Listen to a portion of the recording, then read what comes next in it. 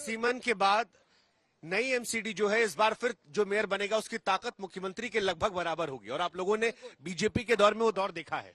आप लोग प्रचार कर रहे हैं कि नहीं करते हम खोखले दावों के प्रचार, झूठे प्रचार, और इस बार केवल ही विचार, नहीं झूठे प्रचार।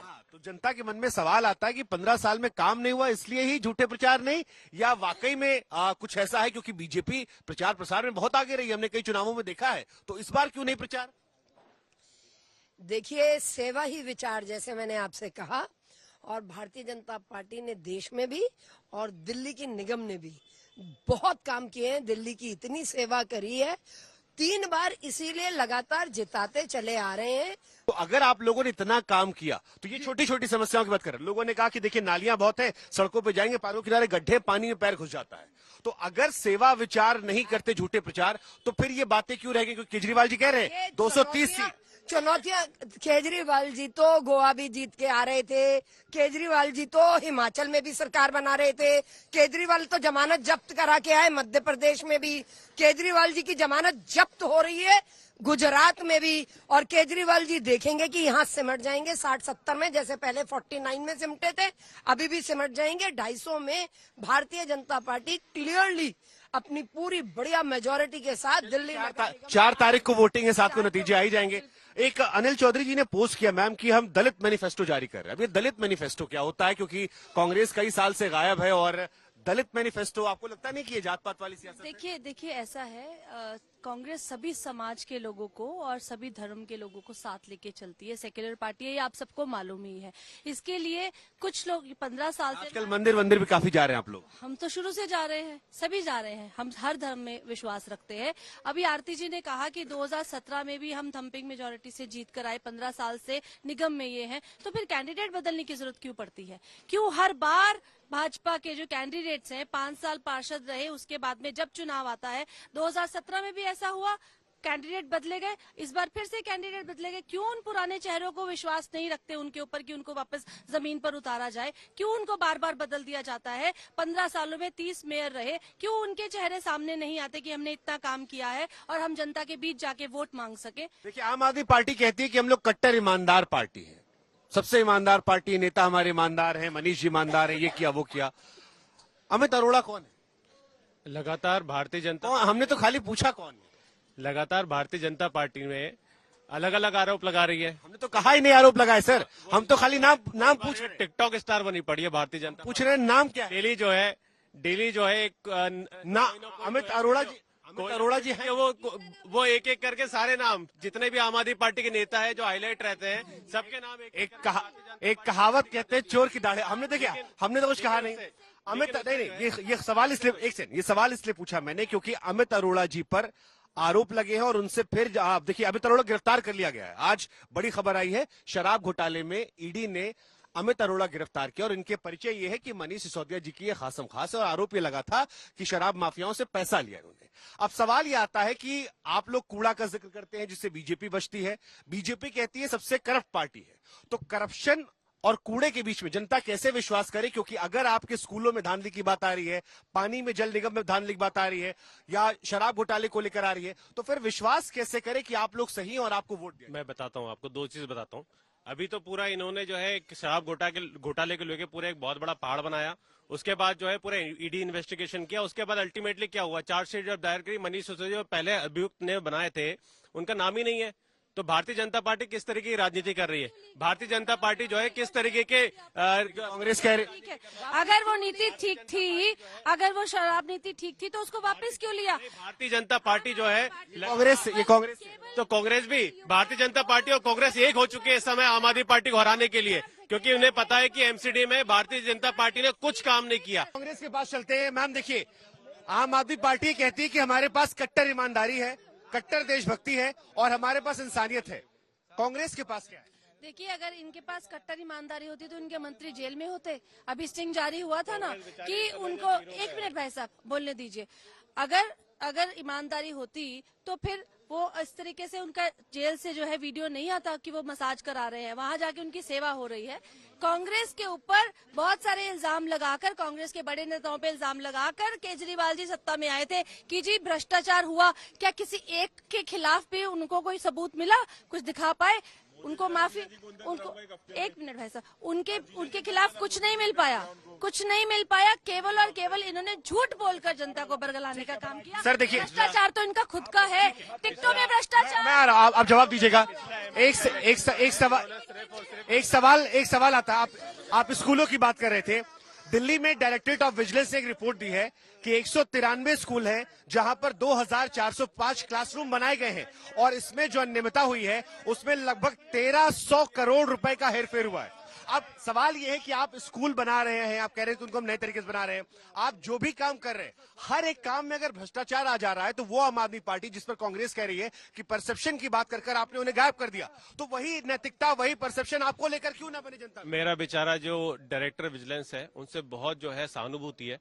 इतने प्रेशर में बेचारे ये लोग काम कर रहे हैं कि भारतीय जनता पार्टी के डेली इनके अधिकार, भारतीय जनता पार्टी के जो टॉप मोस्ट अधिकारी हैं वो डेली इनको बुला लेते हैं कि आज आम आदमी पार्टी के खिलाफ जो है क्या इशू उठाया, आम आदमी पार्टी के किस नेता को तुम गिरफ्तार करें। एक मिनट जन लोकपाल के बीच में बोल रहे लगातार जो है रोजाना एक नया शगुफा जो है भारतीय जनता पार्टी छोड़ देती है, लेकिन अल्टीमेटली क्या होता है, आम आदमी पार्टी के सारे नेता जो है बरी हो जाते हैं, इनके हाथ कुछ नहीं लगता। मैम, एक होती है काम की राजनीति, एक होती है बदनाम करने की राजनीति। अब आम आदमी पार्टी आरोप लगा रही है कि भारतीय जनता पार्टी अपने काम को, चाहे हम इस इलाके की बात कर लें या एमसीडी की बात कर लें, उसको कम सामने रखती है। वो ज्यादातर आम आदमी पार्टी को बदनाम करने की, अधिकारियों का इस्तेमाल करने की राजनीति कर रही है और इसी के सहारे वो चाह रही कि हम बने रहे। देखिए ये हम पे आरोप लगाएं राजनीति में, ये तो राजनीति को बदलने की बात करते थे कि व्यवस्था बदल करेंगे और एक ईमानदार लाएंगे। तो ईमानदारी तो लोगों ने इनकी देख ली, यमुना में देखी, पानी के 57,000 करोड़ में देखी, 53,000 करोड़ का घोटाला ट्रांसपोर्ट में देखा। 1 सेकंड बीच में नहीं बोले आप, प्लीज मत बोलिए।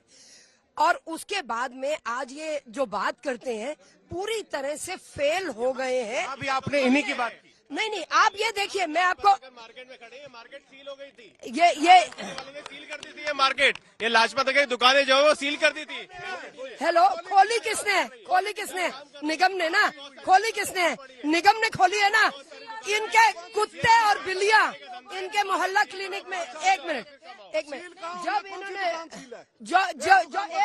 सेकंड भाई साहब, इन्होंने लाजपत नगर में खड़े एक दुकान बताओ कौन सी सील है, आप बताओ पहले। अभी दिखा देते, अभी लेके चलेंगे आपको। आ जाइए मैं लेके चलता हूँ आपको कौन सी दुकान सील है। आ जाइए। ये अमर कॉलोनी 400 एक की बात है। अमर कॉलोनी के अंदर 400 दुकानें आज भी सील है, 400 दुकानें 400 दुकानें अमर कॉलोनी के अंदर आज भी सील है। अमर कॉलोनी मामा पीछे के गाल कर दे, नहीं पता तो ना बोल, हाँ नहीं पता ना बोल। 400 दुकानें आज भी सील है, 400 दुकानें। ठीक है भाई साहब, छोड़िए उनको, इधर आइए। कैमरा देख के अक्सर लोग भावुक हो जाते हैं। सबसे बड़ी समस्या क्या है यहाँ पर? सर शायद कोई भी नहीं बात कर रहा। यहाँ ब्लास्ट हो चुका है, सरोज नगर में हो चुका है। यहाँ सिक्योरिटी का कोई सिस्टम नहीं है। पुलिस होती है, सोती रहती है, कांस्टेबल कोई भी है फिर कांड कर जाए। आप जानते हो हालात के यहाँ आजकल कुछ नहीं होता। एनक्रोचमेंट होती है, पब्लिक को डर लगता है। हम नहीं आते मार्केट में, सिर्फ मंडे को आते हैं जिस दिन बंद होती है। ये हमारी प्रॉब्लम। हम बाकी एक बात मैडम ने कही, मोहल्ला क्लिनिक में जाके टेस्ट तो मैं करवा चुका हूँ। हाँ, दवाइयाँ सारी नहीं मिलती है, मैं जानता हूँ। महिलाओं के मन में क्या है जब एमसीडी चुनाव में वोट डालने जाएंगे? महिला के मुद्दा में ये है सर जी, देखिए मैं गलत नहीं बोलेंगे। आम आदमी पार्टी से तरफ से बिजली फ्री, पानी फ्री, बस फ्री और बाकी स्कूल फ्री। स्कूल टूटा था लाजपत नगर में, स्कूल नया बनाया, बच्चों को प्राइवेट से सरकारी में स्कूल दिया आम आदमी पार्टी ने। आरती जी देखिए, जल्दी। ये बाकी रहे छठ पूजा के, छठ पूजा हम करते हैं। छठ पूजा अरविंद केजरीवाल में है, पूरे साल समझ गए हम। आप अरविंद जी की बहुत बड़ी फैन है। फैन नहीं भाई, जो काम कर रहा है उसका नाम होना चाहिए। अब देखिए आरती जी, इन्होंने एक महिला ने एक बड़ी अच्छी बात कही। उन्होंने कहा कि देखिए हमारे पास वोट देने की वजह है, हमें पानी फ्री कर दिया है, बिजली फ्री कर दिया, बस में जाते हैं मुफ्त मिल रहा है, तो फिर अगर डायरेक्ट बेनिफिट हम पा रहे हैं तो हम क्यों ना वोट दें? बीजेपी वाला हमें डायरेक्ट नहीं दे रहा कुछ। देखिए ऐसा है, बिल्कुल ठीक है, ये इन्होंने सच्चाई बोल दी है। इनकी सच्चाई बस इसी पे टिकी है, फ्री वीज पे टिकी है। काम के जो वादे किए, जीत गए तो दिक्कत नहीं है। पूरे काम में पूरी तरह से फेल होंगे। पहली बार भी तो ये तो 14 से दे रहे हैं लगातार फ्रीबीज की बात। 17 में क्यों हारे थे ये इतनी बुरी तरह से निगम में? सिर्फ 49 आए थे। लेकिन विधानसभा जीते थे और आपको एक तरफा हरा के हराए थे। तो अब ये जो चुनाव है इसमें चौथी बार भी निगम आने वाली है और अगली विधानसभा में आप देखिए। अच्छा, बीजेपी कितना सीट पाएगी?